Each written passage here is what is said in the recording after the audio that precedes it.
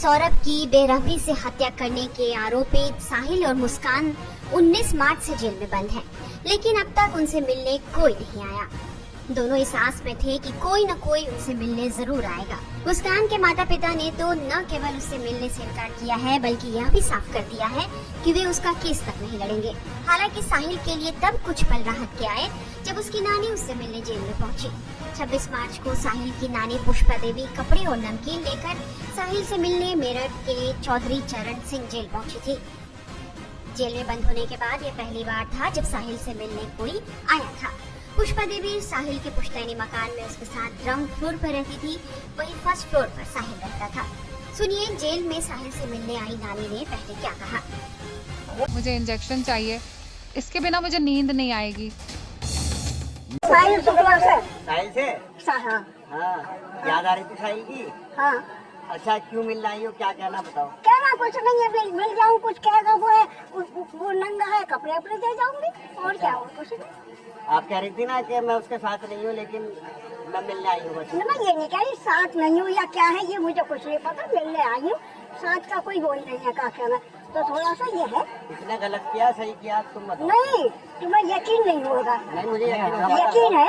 हाँ। अपने साहिल से ज्यादा उस लड़के का दुख है, बहुत। सूर्य नारायण मेरे आगे है, झूठ नहीं है, उसका बहुत दुख है जो हुआ उसके साथ, अति हुई बस। चलो, अब क्या कहोगी उससे साहिल से। अब जाऊँ देखूँ क्या कहता है, जब वो है अब जो कुछ लाई हूँ कपड़े अपने दे दूँ। अच्छा, कपड़े और क्या लाई हो उसके लिए। और एक नमकीन का वो लाई हूँ, और वो लाई क्या अच्छा अच्छा, हाँ? मतलब साहिल की याद आ रही थी आपको। अरे मिलना तो था ही कितने भी। और सुनो ये हटा लो।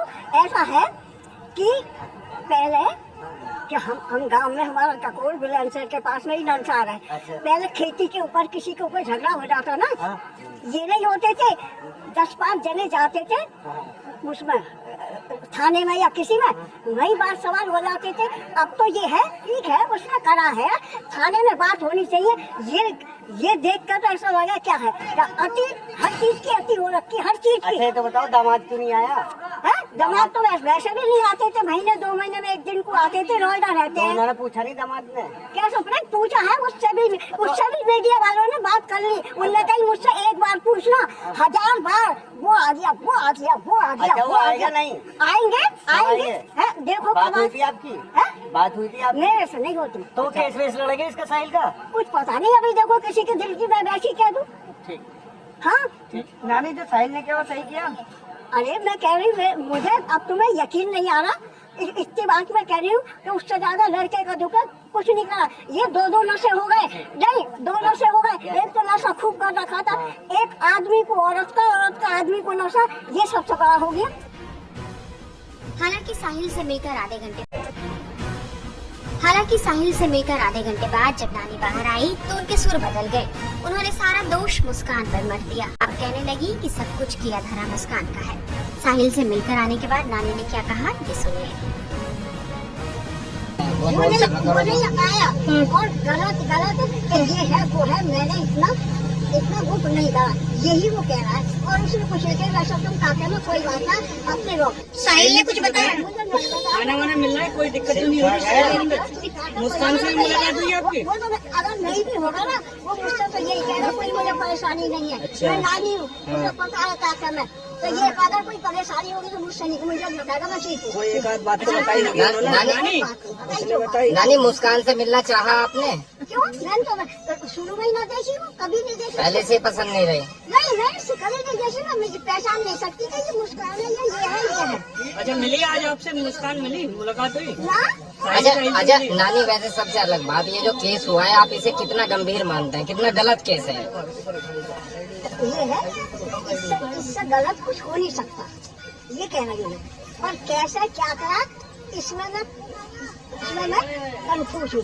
कैसे क्या हुआ, क्यों उसके आदमी से साहिल को क्या परेशानी हुआ, और जो भी कुछ ये रचना रखी है, ऐसा लड़की ने मुस्कान ने कराया सब कुछ, जो भी कुछ करा।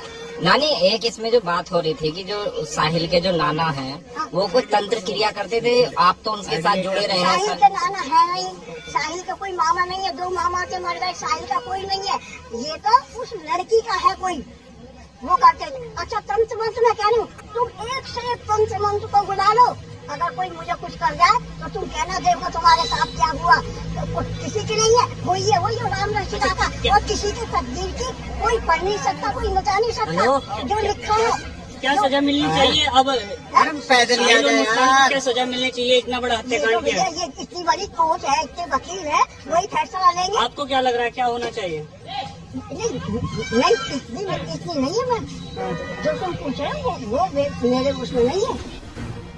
नानी के इस बयान से ये कयास लग रहे हैं कि क्या साहिल ने सारा दोष मुस्कान पर मरकर उसे फंसा दिया है। सच क्या है ये तो पुलिस तहकीकात में ही पता चलेगा, लेकिन अब तक की जानकारी के मुताबिक साहिल और मुस्कान ने पुलिस पूछताछ में अपना गुनाह कबूल कर लिया है। दूसरी तरफ चूंकि मुस्कान के घर वालों ने उसका केस लड़ने से मना कर दिया है और मुस्कान ने अपने लिए सरकारी वकील की मांग की है, इस बीच मुस्कान के लिए एक वकील आगे आए हैं जो उसका केस लड़ने को तैयार है और उनका दावा है कि मुस्कान को फांसी नहीं मिलेगी। मैंने सौरभ की हत्या कर दी है। सौरभ को हमने और साहिल ने मिलकर मारा है। जिसे अपने पति के 15 टुकड़े करने में घबराहट नहीं हुई, उस कातिल मुस्कान को नशे के बगैर घबराहट हो रही है। मेरठ की चौधरी चरण सिंह जेल में बंद मुस्कान साहिल की कातिल जोड़ी को नशीला पदार्थ नहीं मिलने से बेचैनी हो रही है। घबराहट और दौरे पड़ने लगे हैं। नशे की लत के कारण दोनों की नींद तक हराम हो गई है, जिसकी वजह से उन्होंने अब खाना पीना भी छोड़ दिया है। ड्रग्स और शराब के आदी मुस्कान और साहिल जेल में बेचैनी के बीच लगातार नई नई डिमांड भी रख रहे हैं। के बिना नहीं रह पाऊंगी नहीं होगी, और इस बात की आप गारंटी ले रहे हैं, वो गारंटी लेने के पीछे क्या कारण है? और मुस्कान का केस लड़ने की भी आपने इच्छा जाहिर की है, वो इच्छा आपके अंदर क्यों जागी? आपको क्यों ऐसा लगता है कि मुस्कान का केस लड़ना चाहिए? मुस्कान का जो केस है वो परिस्थिति साक्ष्य पर आधारित है, डायरेक्ट एविडेंस कोई नहीं है।